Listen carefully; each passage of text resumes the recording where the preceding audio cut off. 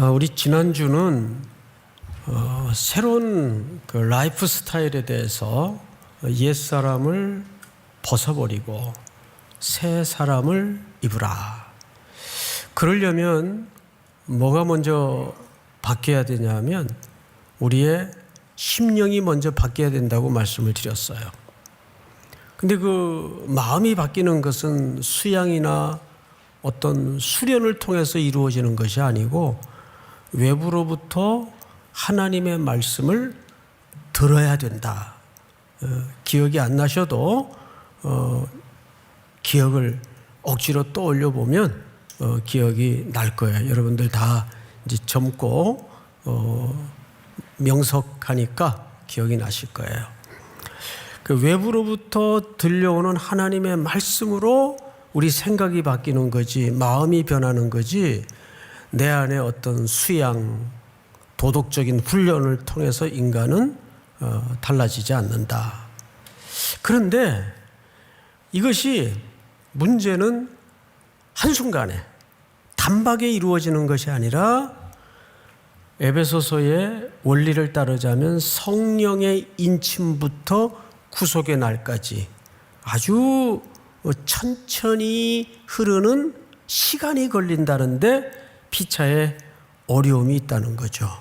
우리가 이 세 가지 줄거리를 잘 기억하셔서 오늘은 그 큰 신학적 전제에 맞추어서 이제 조금 디테일하게 강론으로 들어가는데, 그 강론은 매우 중요한 어떤 방법론을 사실 제시하지만 그 방법론 밑에는 성경의 기초가 뭘 얘기하고 있는가, 거기까지 우리가 한번 시간이 닿는 대로 접근을 해보도록 하겠습니다. 우선 첫 절 25절을 좀 보십시다. 25절. 그런즉 거짓을 버리고, 이 거짓은 우리의 옛사람이죠. 그런데 사실 이 옛사람의 속성과 습관, 관성, 자아는 여전히 내 안에 남겨져 있습니까? 없어져 버렸습니까? 남겨져 있단 말이에요. 그러니까 우리에게는 이런 이중적인 내 모습 속에서 혼란을 겪고 복음의 능력에 대해서 의심하는 사람들이 있습니다. 그렇지 않습니다. 우리는 신분이 바뀐 거지 수준이 아직 바뀐 건 아니기 때문에 그 차이를 잘 생각하셔야 돼요. 아니, 너는 왜 그 교회 다니면서 왜 이렇게 욕을 하고 남 흉을 보고 그러냐? 누가 그럴 수 있단 말이에요. 그리고 그런 내 모습을 보면서도 또 자기가 실망할 수도 있고. 근데 걱정하지 마세요. 그런 것들이 한꺼번에 바뀌지 않는다는 거죠. 그래서 제가 군대 얘기를 예로 들었죠. 군복을 입혀놨다고 갑자기 군인이 되는 게 아니죠. 훈련이라는 시간이 걸려서 군인다운 군인이 되는 것이듯이 우리 그리스도인들도 마찬가지란 말이에요. 그래서 2022년도에는 말 한마디 할 때 욕을 10번 했다면 내년도에는 그 8번으로 줄이면 되는 거예요. 조금씩 달라지는 거죠. 그러니까 너무 자기의 험한 속성에 대해서 좌절할 필요가 없어요. 왜냐하면 하나님께서 이 일을 여러분들 속에서 시작하셨기 때문에 그분이 반드시 완성하시고 맞춰질 것을 기억하시기 바랍니다. 그래서 자기 수준의 소망을 두면 안 되고 하나님의 전능하신 사랑과 자비와 능력에 내 인생과 청년의 날을 소망하는 겁니다. 믿습니까? 그래서 첫째, 벗어버리고, 이거는 이제 계속 진행형이에요. 벗어버리는데 거짓을 버리고 각각 그 이웃과 더불어 뭘 말하라? 참된 것을 말하라. 자, 앞을 잠깐 보세요. 참된 것을 말하라 했을 때 참된 것이 뭘까요? 어떤 청년들은 또 젊을수록 좀 그런 그 기계가 있어요. 뭐냐 하면 내가 틀린 말 했어? 팩트를 얘기한 거잖아. 나는 잘났죠. 근데 여러분 살면서 팩트보다 더 우위 개념이 있다는 걸 놓쳐서는 안 돼요. 여기서 참된 것을 말하라 할 때 이 참된 것이란 사실 뭘 얘기하냐면 진리를 얘기하는 겁니다. 제가 종종 그런 이야기를 여러분들에게 표현했을 거예요. 여러분들의 인생을 진심에 기반하지 마라. 사실에 기반하지 마라. 뭐에 기반하라? 진리 위에 기반하라. 진리 위에 기반하라. 진심은 아침 저녁으로 바뀌어요. 근데 바뀔 때마다 이게 다 진심이에요. 예? 원래 것도 진심이고 바뀐 것도 진심이란 말이에요. 그 인간의 진심이라는 게 그렇다니까요. 그 베시도 예수님에게 뭐라 그랬어요? 얘네들을 다 줄을 버릴지라도 베드로 얘네들은 다 줄을 버릴지라도 전 절대 내 인생에 그런 배반은 없을 겁니다. 그 진심으로 얘기했다니까요. 그런데 예수님이 딱 인간의 연약한 속성을 간파한 평가는 웃기지 마라. 닭 울기 전 3번이다 그래요. 예수님이 하신 말씀이에요. 그러니까 나는 팩트를 얘기한 거야. 나는 사실을 얘기한 거야.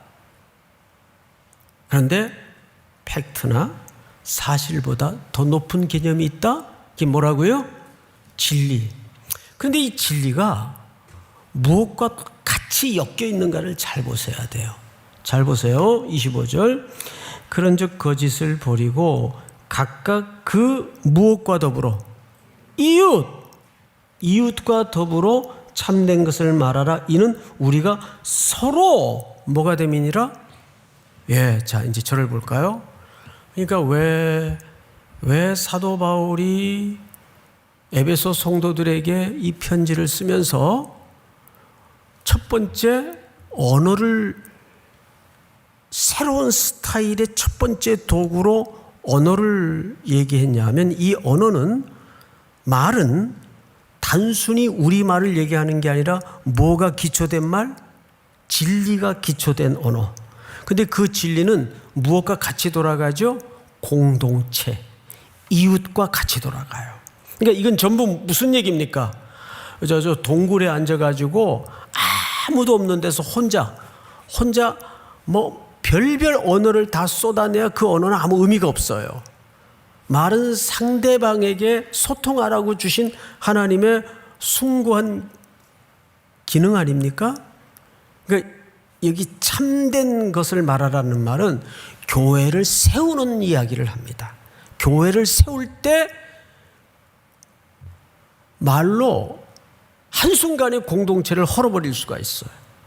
누가 말 한마디 이상하게 해가지고 막 마음이 갈갈이 찢어지고 진이 무너지고 걷잡을 수 없는 그 혀는 이 길들이기도 어렵지만 이 불씨 같아요. 한번 누가 불을 잘못 붙여놓으면 걷잡을 수 없이 전 교회가 그래서 이런 거를 보통 교회에서는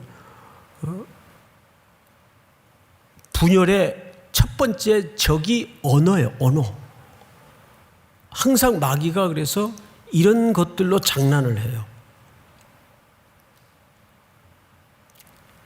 온 인생을 사르는 불과 같아요. 언어라는 것은. 그래서 참된 언어인가 거짓 언어인가를 구분하는 딱 한 가지 방법은 간단해요. 공동체를 살리는가 파괴하는가에 근거하면 됩니다. 그게 참된 것의 중요한 기초예요. 자, 그래서 저는 이 말이 그냥 바울이 그냥 에베소 성도들에게 권면하는 말인 줄 알았어요. 그런데 여기에는 구약의 어떤 언약을 기초로 한 중요한 성취적 성격이 있다는데 깜짝 놀랐어요.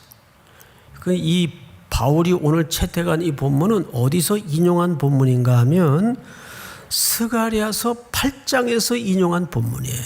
띄워보세요.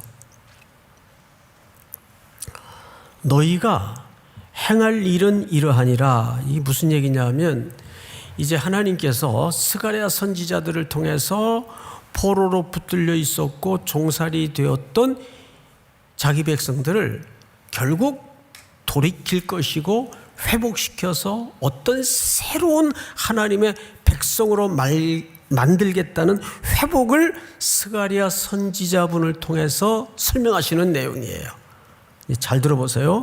너희가 행할 일은 이러하니라. 너희는 이웃과 더불어 뭐를 말하며? 그렇죠.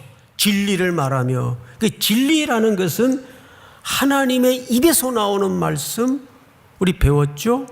우리 에베소서 몇 장을 보시냐면 눈을 잠깐 오늘 본문으로 돌려서 21장을 보세요. 21절 4장 21절. 진리가 예수 안에 있는 것 같이 이 진리는 누구 안에 있는 것만이 진리입니까? 옳지. 예수님 안에 있는 것만이 진리예요. 같이 너희가 참으로 그에게서 어떻게 하고 듣고 또한 그 안에서 가르침을 받았을진데 24절 우리 전체 한번 같이 읽어보십시다. 시작.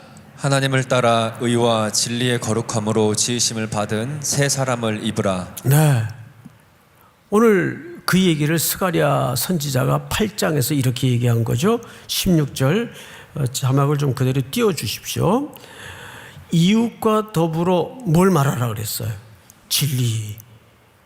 진리를 말하며 너희 성문에서 자 잠깐 눈을 들어 저를 보세요. 왜 갑자기 뜬금없이 성문이 나올까요? 항상 고대 히브리인들의 문화 속에는 성문에서 재판을 해요. 그래서 지금도 가보면 성문 옆에 반드시 재판석이 설치되어 있습니다. 보세요. 성문에서 진실하고 화평한 뭐를 베풀고, 진실하고 화평한 재판을 베풀고. 이게 무슨 얘기냐면, 자, 재판을 베푸는 데는 뭐가 있어야 돼요? 증인이 있어야 돼요.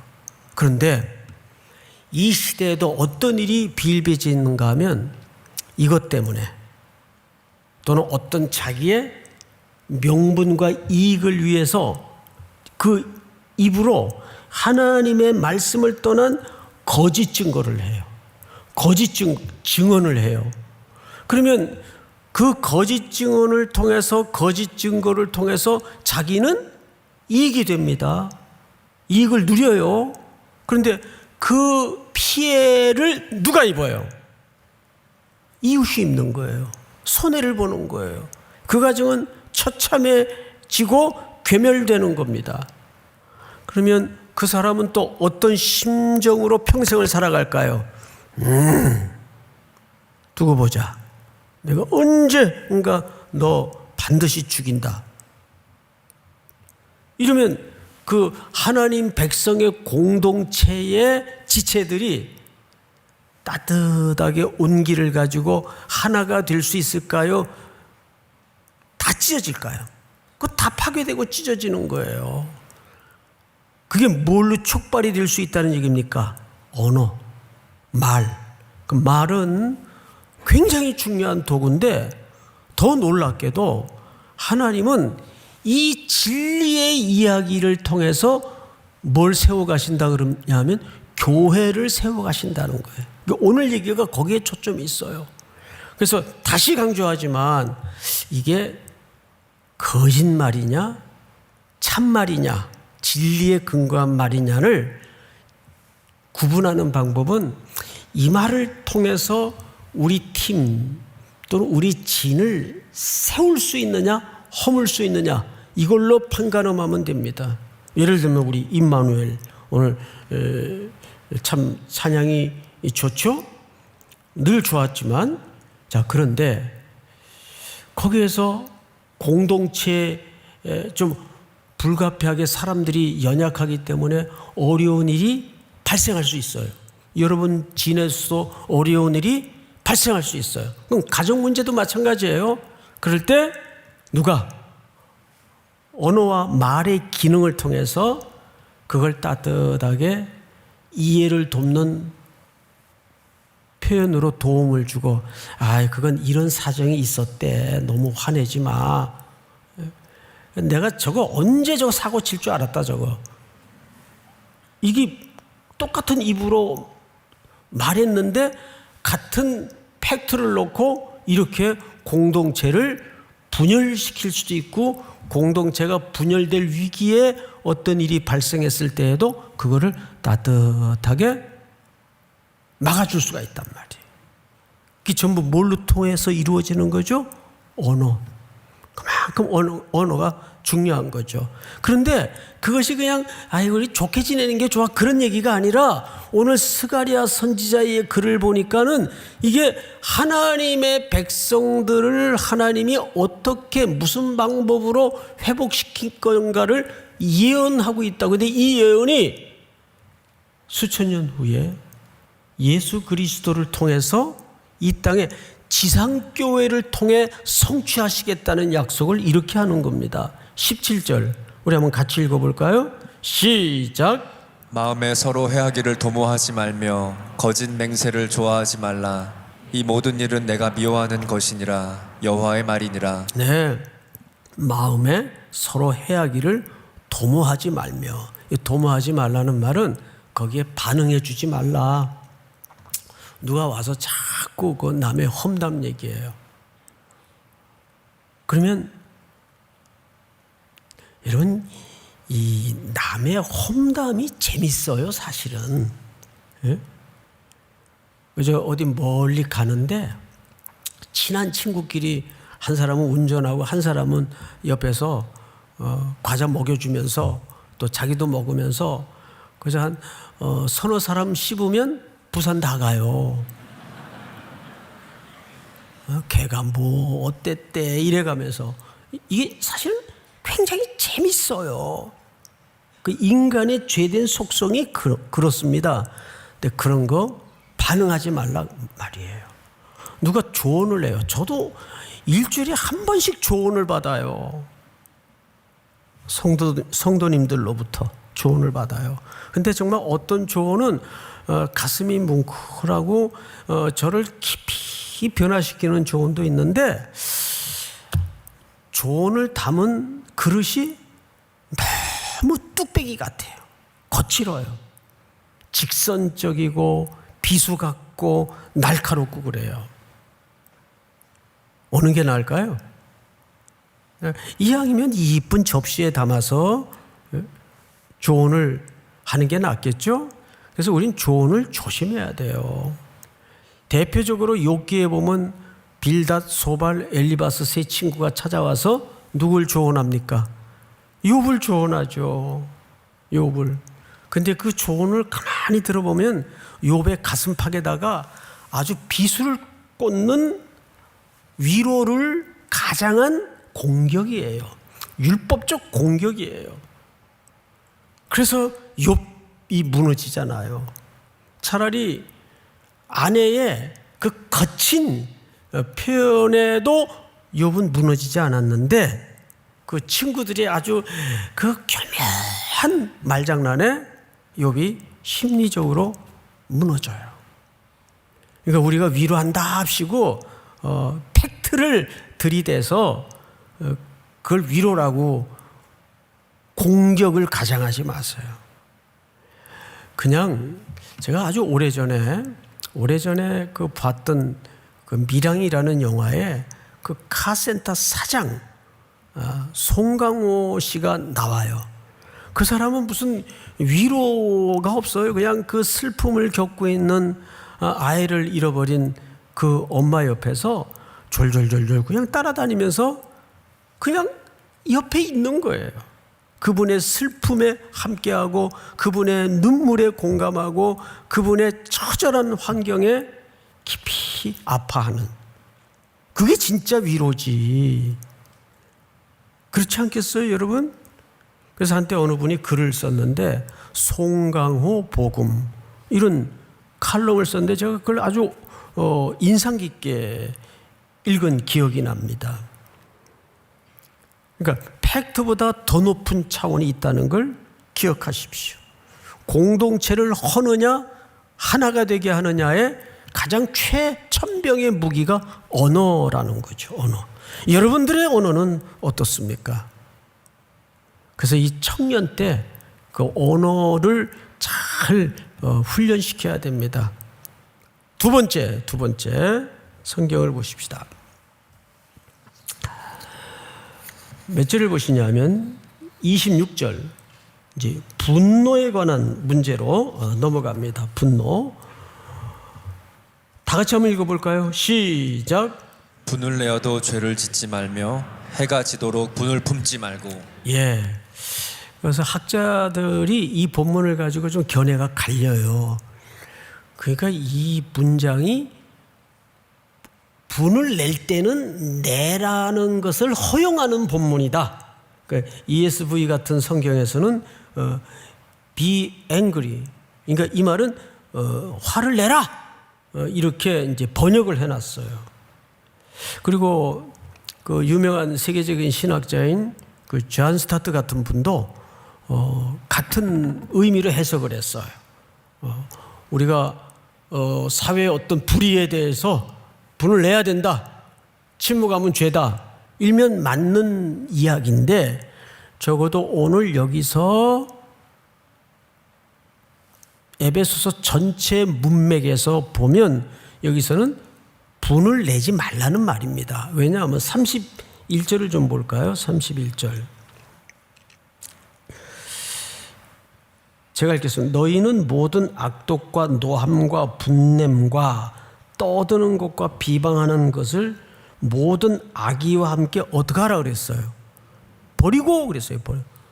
분노를 버리라 그랬어요. 자, 그래서 다시 오늘 26절을 보면 분을 내어도 라는 말은 내라는 말보다는 우리는 인간이기 때문에 연약하기 때문에 또 분을 나도 모르게 낼 수가 있어요, 없어요? 그 자연스러운 것을 여기서 인정하는 겁니다. 예수님도 하나님도 진노와 분노에 대해서 표현하셨어요? 안 하셨어요? 표현하셨단 말이에요.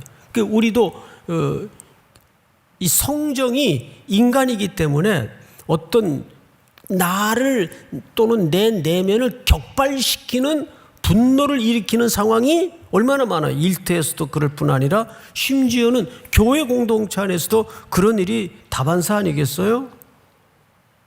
이게 뭐야? 나한테 이렇게 무례할 수가 있어? 이런 거죠. 이런 거. 자, 그럴 때 어떡하란 얘기예요.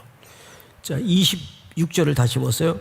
죄를 짓지 말며 해가 지도록 분을 품지 말고. 그래서 이게 또 문자적으로 해석하면 그러면 해 있을 때까지는 괜찮냐? 그 이걸 문자적으로 해석하면 겨울에 분노할 수 있는 길이가 다르고 여름은 조금 더 길 수 있고 뭐 그런 얘기예요. 해가 지도록 품지 말라는 얘기는 즉시 해소해버려라 그 뜻이죠. 즉시 해질 때까지 기다렸다가 그런 의미가 아니죠. 자, 그런데 이 분노가 왜 중요하냐 하면 우리 시편 4편을 한번 띄워주세요. 시편 4편 2절서부터 좀 보십시다. 시편 2절. 인생들아 어느 때까지 나의 영광을 바꾸어 욕되게 하며 헛된 일을 좋아하고 거짓을 구하려는가. 이게 무슨 얘기냐 하면 지금 시인이 어떤 억울하고 격분할 수밖에 없는 상황에 내몰렸어요. 자, 다음 절을 좀 띄워주실까요? 그때 이제 시편 4편 4절은 굉장히 중요합니다. 여러분들이 한번 같이 읽어볼까요? 시작. 너희는 떨며 범죄하지 말지어다. 자리에 누워 심중에 말하고 잠잠할지어다. 예, 이 시편 4편을 헬라말로, 원래 히브리어는 그 구약은 히브리어로 썼죠. 근데 그 히브리어를 후대 세대를 위해서 헬라말로 번역한 성경이 70인역이라고 있습니다. 그 70인역에 보면 이 너희는 떨며 범죄하지 말지어다 자리에 누워 심중에 말하고 잠잠할지어다, 이 표현이 오늘 4장 26절 표현과 정확하게 일치합니다. 26절을 보시면 그대로 띄워두세요. 분을 내어도 죄를 짓지 말며, 바로 이 뜻입니다. 분을 내어도 죄를 짓지 말며. 바로 시편 4편 4절과 의미가 똑같아요. 자, 그러면 이 시인은 어떻게 그 분노를 해결하는가를 잘 보세요. 다음 절. 내가 평안히 눕고 자기도 하리니, 뭔가 평안해지고 눕기도 하고 자기도 하리니, 나는 안전히 살게 하시는, 나를 안전히 살게 하시는 이는 오직 누구이시니이다. 그렇죠. 그러니까 이 시인은 자기 속의 내면의 어떤 분노를 격발시킬 수 있는, 너무너무도 막 손발이 부르르 떨릴 정도로 어떤 공고한 억울함에 직면해 있는데, 그걸 누구한테 맡겼다는 얘기예요? 하나님께 맡겼다는 얘기예요. 그래서 그에게 뭐가 찾아왔는가 하면 평안과 안식이 찾아온 거예요. 자, 그러면 제가 여러분들에게 이쯤에서 한 가지만 여쭤볼게요. 내가 직접 손대서 원수를 갚는 게 확실할까요? 그 원수 갚는 걸 하나님께 맡겨놓는 게 확실할까요? 대답은 여러분들 늘 그렇게 하세요. 근데 꼭 내가 손 보려고 그러잖아요. 저건 내 손으로 한번 꼭 손 본다. 아니에요. 그렇지 않아요. 이게 참 수동적인 것 같고 무기력하게 보일지라도 이런 상황, 세상 밖에서도 그렇고 공동체 안에서도 그렇고 내가 그것을 처리하고 해결하려고 하지 마세요. 그거를, 여러분 이런 말이 있죠. 괴물을 잡으려다가 누가 괴물이 돼요? 내가 괴물이 돼요. 그런 게 참 많아요. 그리고 이 분노는, 자, 성경을 다시 보십시다. 27절. 우리 임마누엘 찬양대 한번 27절만 다 같이 시작. 마귀에게 틈을 주지 말라. 예, 마귀에게 틈을 주지 말라. 앞을 보실까요? 예, 틈이라는 말은 공간이라는 뜻이에요. 공간은, 그 공간이 생기면 거기서 누가 놀까요? 마귀가 놀아요. 그러니까 마귀가 이렇게 머리가 대충 똑똑한 게 아니라 굉장히 똑똑합니다. 뻔한 싸움을 가지고 교회 공동체를 덤벼들지 않아요. 아주 의로운, 아주 정의로운 어떤 아젠다를 가지고, 우리가 보통 내가 의롭고 내가 정의로우면 광장에서 소리치고 싶은 욕구가 일어나잖아요. 교회가 왜 이래? 막 속에 시원하잖아요. 우리가 한번 소리 지르고 나면. 근데 사탄은 그걸 노려요. 그 정의감을 노리고, 그러니까 정의감을 갖지 말라는 말은 더더욱 아니에요. 그게 절제돼야 된다 그 말이에요. 항상 그래서 우리가 분노도 예수님이나 분노를 터뜨리는 거지, 우리의 분노는 자기의 의를 세우는데 마귀의 공간을 마련할 수가 있어요. 우리 축구도 보면 이제 수비 이렇게 대형이 있지 않습니까? 그러면 손흥민 선수가 꼭 골을 넣을 때 그 상대 수비 진영에 공간이 많아요. 그래서 손흥민 선수는 어느 쪽이든지 왼쪽이든지 오른쪽이든지 양발잡이다 보니까 그 두 사람이 뛰는 거하고 똑같거든요. 공간만 생기면 그냥 감아서 찹니다. 그러면 그 멀리서 때리는데도 골이 슉슉 들어가는 거예요. 내일 새벽에도 한 골 넣기를 축복합니다. 예, 12시 반에 해요. 네, 여러분 자야죠. 직장 나가야 되는데, 학교도 가야 되고.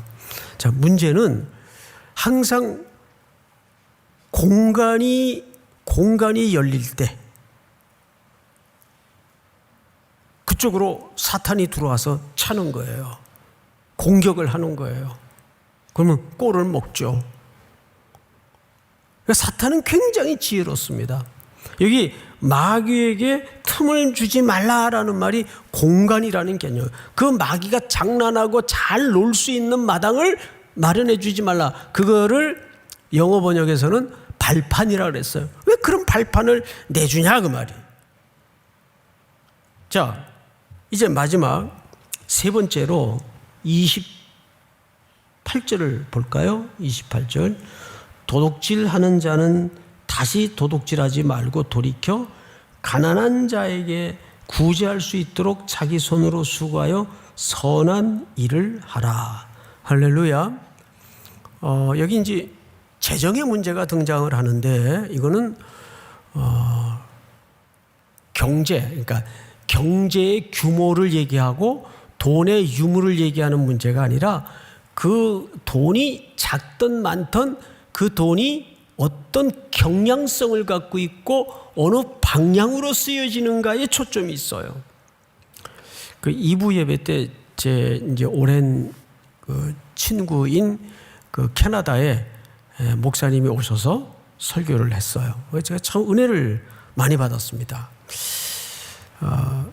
자기가 독일에서 그 목회를 할 때인데 선극 같은 거 보통 하죠. 근데 그 선극이 요한복음 21장을 중심으로 내 어린 양을 먹이라, 내 어린 양을 먹이라 이거였는데 그냥 그 많은 청중 앞에서 교인들 앞에서 선극을 하다 보니까 사람들이 긴장을 한 거예요. 내 어린 양을 먹으라, 내 어린 양을 먹으라. 대사를 이렇게 쳐버린 거예요, 그냥. 그래서 박장대소가 터졌다는 이 예화를 들더라고요. 그래서 이런 얘기를 해요. 참 제가 그 부분에 늘 우리 교회가 추구하는 가치와 너무 깊이 공감이 돼서 은혜를 많이 받았는데 뭐냐 하면 참된 기도는 사랑이 기초된 누군가를 먹이기 위한 기도가 참된 기도라는 거예요. 이타적인 기도죠. 누군가를 먹이기 위한 기도. 그러니까 여러분들이 기도할 때도 그 기도가 정말 참된 기도가 되려면 자기가 구하는 바가 어떤 것이든 이웃을 먹이기 위한 구함, 필요가 담아질 때 그게 진짜 기도라는 거죠. 믿습니까? 한밤중에 친구가 찾아왔어요.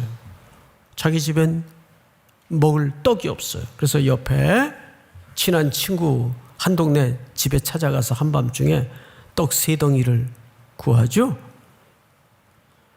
그러니까 그 구한다는 것은 뭐죠? 남을 먹이기 위해서 구하는 거예요. 남을 먹이기 위해서 구하는 거예요. 그러니까 제가 우리 청년들 결혼 주례를 할 때 꼭 묻는 그리고 축복하는 내용 중에 하나가 5가지를 축복하는데 그 첫 번째 축복, 그 마지막 축복이 뭐냐면 재물에 은혜가 있기를 원한다. 그런데 세상에는 2종류가 있다. 5,000명분을 혼자 먹고 사는 인생이 있고 5,000명을 먹여 살리는 인생이 있다. 어느 인생을 살래? 주례하면서 물어봐요. 그러면 100명 다 5,000명을 먹여 살리겠대요. 그렇게 되기를 바랍니다. 예, 그게 또 진심이어야 되고 여러분들이 공부를 하는 것도 일터에서 직장에서 돈을 버는 것도 방향이 글로 가야 돼요. 내가 누군가를 먹여 살리고 누군가의 부족을 채워주고 하는데 그러나 그리스도인이 되어가지고 그저 벌어가지고 자기 먹고 사는 데만 그 재물이 쓰여진다면 그건 그리스도인이라고 할 수가 없는 게 잘 보세요. 그 뿌리가 어디에 닿지 않았다는 거죠. 십자가에서 예수님이 자기 몸을 찢어서 뜯어서 우리에게 내어줌으로 우리가 살았어요. 우리가 먹고 살고 있다고요. 지금도 그 원리가 십자가에서부터 계속 나뉘어 흘러가야 됩니다. 믿습니까? 그것이 이 땅에 교회 공동체를 설립한 예수님의 목적이에요. 할렐루야. 자, 세 가지를 얘기했어요. 첫째, 언어. 근데 그 언어는 어디에 기초해야 됩니까? 진리에 기초해야 돼요. 그 진리에 기초한 언어를 통해서 하나님이 교회를 세워가시는 겁니다. 그래서 내 언어가 공동체를 세우는 언어인가 허무는 언어인가, 그것이 거짓인가 참된가를 구분하는 잣대입니다. 두 번째는요, 분노는 누구에게 공간을 준다? 마귀에게 공간을 준다. 마지막 세 번째는 하나님이 나에게 은사와 시간과 재물을 주실 때 그것이 누군가를 먹여 살리는 재물이어야 된다. 믿습니까? 오늘 이 세 가지 원리가 또 한 주를 험한 세상에서 살아낼 여러분들에게 중요한 기도의 제목이 되고 붙드는 원리가 될 수 있기를 축복합니다. 다 일어나십시다.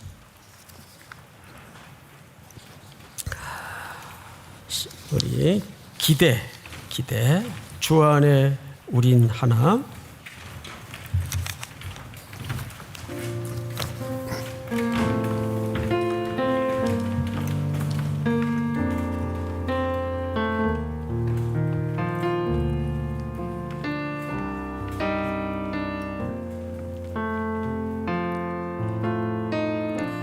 주 안에 우린 하나, 모습은 달라도 예수님 한 분만 바라네. 사랑과 선행으로 서로를 격려해 따스함으로 보듬어가리. 주님 우리 안에 함께 하시니 형제자매의 기쁨과 슬픔 느낌에 내 안에 있는 주님 모습 보래. 그분 기뻐하시네.